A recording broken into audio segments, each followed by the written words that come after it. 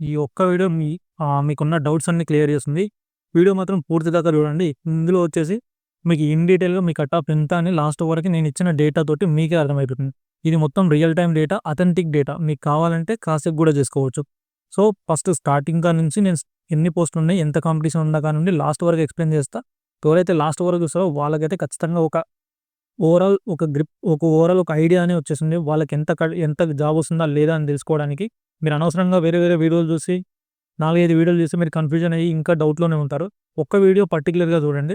చూస్తేనేమో మొత్తం చూడండి. లేదంటే బంద్ చేయండి. కాకపోతే అప్పుడే మీకు ఏదైనా ప్రాఫిట్ అనేది ఉంటుంది. ఎందుకంటే ఎవరైతే లాస్ట్ వరకు చూస్తారో వాళ్ళకేందంటే ఓ సర్టెన్ ఐడియా వచ్చేస్తుంది. సరేనా? వీడియోలోకైతే వెళ్దాం.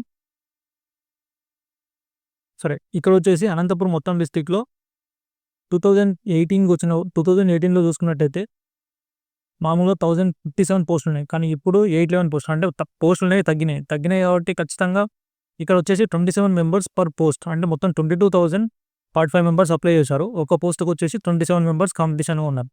ఇక్కడ మీకు 2018 డేటా ఒక ఇంతిచ్చాను.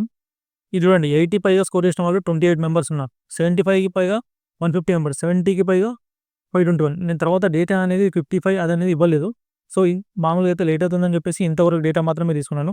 సో, మీకు ఈ కాంపిటీషన్ మాత్రం మెయిన్‌గా 75 టు ఎవరైతే 80 మధ్యలో చాలా తక్కువ, చాలా తక్కువ స్కోర్ చేసిన వాళ్ళుంటారు. ఎవరైతే 70-75 స్కోర్ చేశారో వాళ్ళకొచ్చేసి అనేది కాంపిటీషన్ వీళ్ళ మధ్యలో హెవీగా ఉంటుంది. సో, ఎవరికి జాబ్ వస్తది అనేది 70+ స్కోర్ చేసిన వాళ్ళు సేఫ్ జోన్‌లో ఉన్నట్టు. ఎవరికైతే 70కి కొంచెం 68 అలా స్కోర్ చేశారో వాళ్ళు డేంజర్ జోన్‌లో ఉన్నట్టు చెప్పుకోవాలి. మీకు ఇక్కడ వచ్చేసి హోల్ డేటా ఇచ్చేస్తది చూడండి. ఎన్ని పోస్టులున్నాయి, బీసీకి ఎంత, ఎస్సీకి ఎంత, ఎస్టీకి ఎంత అని చెప్పేసి. ఇది చూడండి, ఓసీ వాళ్ళు మొత్తం వచ్చేసి 6000 మెంబర్స్ అప్లై చేశారు. బీసీఏ, బీసీబీ మీరు ఇక్కడ ఒకసారి స్క్రీన్‌షాట్ తీసుకొని మీరు తర్వాత కూడా ఒకసారి చూసుకోండి. నేను ఇక్కడ మొత్తం ఇవన్నీ వచ్చేసి బీసీ. ఇది చూడండి, నాన్ లోకల్ పోస్టులు బీసీఏ, బీసీడీ, ఈవై మొత్తం పోస్టులు వచ్చేసి కేటగిరీ వైస్ నాన్ లోకల్‌కి వచ్చేసి 55 పోస్ట్స్ ఉన్నాయి.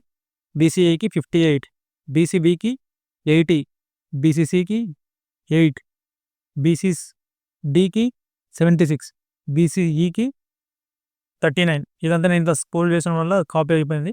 సో, బేసిక్‌గా ఇదే మాట వచ్చింది. ఇక్కడ చూసుకోవచ్చు మీరు ఒక్కొక్క కేటగిరీకి ఎంతమంది అప్లై చేశారని. సో, ఇక్కడున్న పోస్టులు, ఇక్కడున్న ఎంతమంది అప్లై చేసుకున్నారు అనేదాన్ని మీరు చూస్తే మీకు ఒక అనాలిసిస్ ఇస్తుందనమాట. దాన్ని బట్టి మీ స్కోర్‌ని మీరు డిసైడ్ చేసుకోవచ్చు. దాంతో పాటు మీకు రిజర్వేషన్ గురించి కూడా ఎక్స్‌ప్లెయిన్ చేశాను ఇక్కడే. అయిపోతుంది. ఇది చూడండి, ఎవరికైతే మామూలుగా రిజర్వేషన్ గురించి తెలవదో వాళ్ళు ఒకసారి తెలుసుకోండి. మొత్తం వచ్చేసి ఎవరైతే షెడ్యూల్డ్ కాస్ట్‌కి వచ్చేసి 15% ఉంది. అందులో ఎస్సీ గ్రూప్ అయితే ఎవరైతే ఉన్నారో వాళ్ళకి 1%. ఎస్సీ గ్రూప్ 1 వరకి 1% ఉంది. కాకపోతే వాళ్ళు పీపుల్ ఉండడం కూడా చాలా తక్కువ మంది ఉన్నారు. సో, కాంపిటీషన్ లేదు కాబట్టి జాబ్ వచ్చే అవకాశం ఉంది. గ్రూప్ 2 అందులో 6.5% ఉంది. సో, గ్రూప్ 3 వాళ్ళకి మోర్ వెయిటేజ్ ఉంది, 7.5. అలాగే ఎస్టీ వాళ్ళకి మొత్తం ఒకటే 6% వాళ్ళకి. బీసీ బ్యాక్వర్డ్ క్లాసెస్‌కి వచ్చేసి మొత్తం 29%. అది క్లాసెస్‌గా డివైడ్ చేస్తే బీసీఏకి 7%, బీసీబీకి 10%, బీసీసీకి 1%, బీసీడీకి 7%, బీసీఈకి 4%. సో, మీకు ఇప్పుడు ఇది ఎంతైతే పర్సెంటేజ్ ఉందో ఇక్కడ 7% గానీ, 10% గానీ సెపరేట్‌గా మీకు అక్కడ డేటా ఇచ్చాను కదా! బీసీఏకి ఎన్ని పోస్టులు ఉన్నాయి, ఎంతమంది అప్లై చేశారు మీకు సెపరేట్‌గా ఇచ్చానన్నమాట.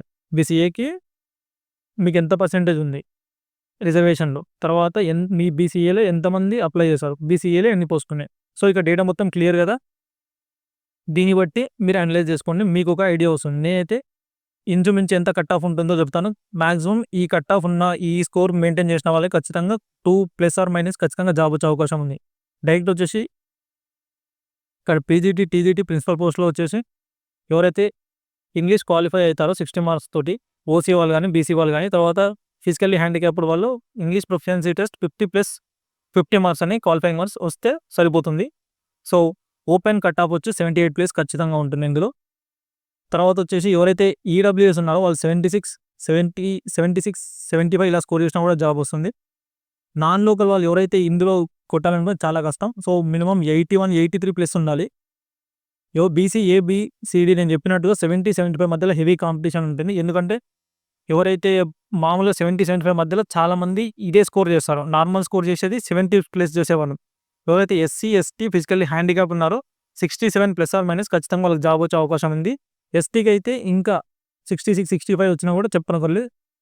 దీని మొత్తాన్ని దేన్ని బేస్ చేసుకోవాలి అంటే మీ రిజర్వేషన్ కేటగిరీలో హైయెస్ట్ స్కోర్ పర్సన్స్ లేకపోతే కట్ ఆఫ్ ఇంకా తగ్గే అవకాశం ఉంది. ఆ తర్వాత వచ్చేసి స్కూల్ అసిస్టెంట్లు లాంగ్వేజ్లో ఖచ్చితంగా 75 ప్లేస్ ఉంటుంది. ఓన్లీ స్కూల్ అసిస్టెంట్లు ఒక లాంగ్వేజెస్ మాత్రమే కొంచెం స్కోర్ అనేది కట్ ఆఫ్ అనేది ఎక్కువగా ఉంటుంది. మిగతాది వచ్చేసి మ్యాథ్స్లో 80% ఓపెన్ కట్ ఆఫ్ ఖచ్చితంగా. సోషల్ సైన్స్లో వచ్చేసి తక్కువనే ఉంటుంది 77. ఎవరైతే బయాలజీ ఫిజిక్స్ కూడా సేమ్ అంతే. సో స్కూల్ అసిస్టెంట్లో ఓపెన్ కట్ ఆఫ్ వచ్చేసి 75 ప్లేస్ ఎక్స్పెక్ట్ చేయవచ్చు. ఈడబ్ల్యూఎస్ 71, 72 స్కోర్ చేసిన వాళ్ళు ఖచ్చితంగా జాబ్ వస్తుంది. బీసీ ఏబిసిడి 69 to 74 మధ్యలో ఎవరైతే స్కోర్ ఉందో వాళ్ళకి ఖచ్చితంగా జాబ్ వస్తుంది. ఇక్కడ వచ్చేసి ఎస్టీ వాళ్ళకి 64 అటు ఇటు.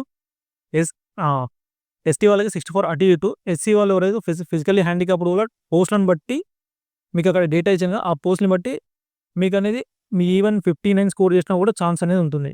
ఇక్కడ వచ్చేసి ఎస్సీ వాళ్ళు అయితే ఖచ్చితంగా 69, 68 ఈ రేంజ్లో ఉంటే ఖచ్చితంగా జాబ్ వచ్చే అవకాశం ఉంది. ఎవరైతే ఎస్సీ గ్రూప్ 1 ఉన్నారో వాళ్ళకైతే మ్యాక్సిమం ఒక 68, 67 స్కోర్ చేసినా కూడా జాబ్ వచ్చే అవకాశం ఉంది.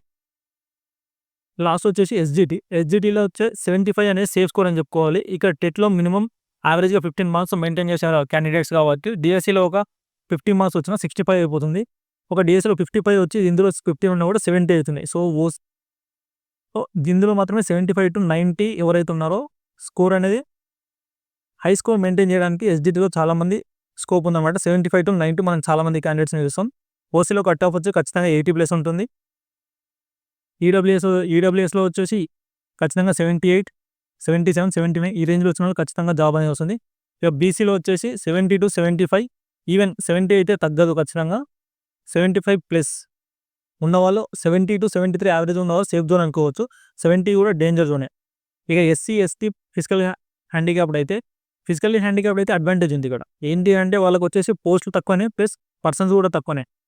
అందుకని చెప్పేసి వాళ్ళు వచ్చేసి ఒక 64 యావరేజ్ అటు ఇటు మెయింటైన్ చేస్తే ఖచ్చితంగా జాబ్ వచ్చే అవకాశం ఉంది. ఎస్టీ వాళ్ళు వచ్చేసి 66 అలా.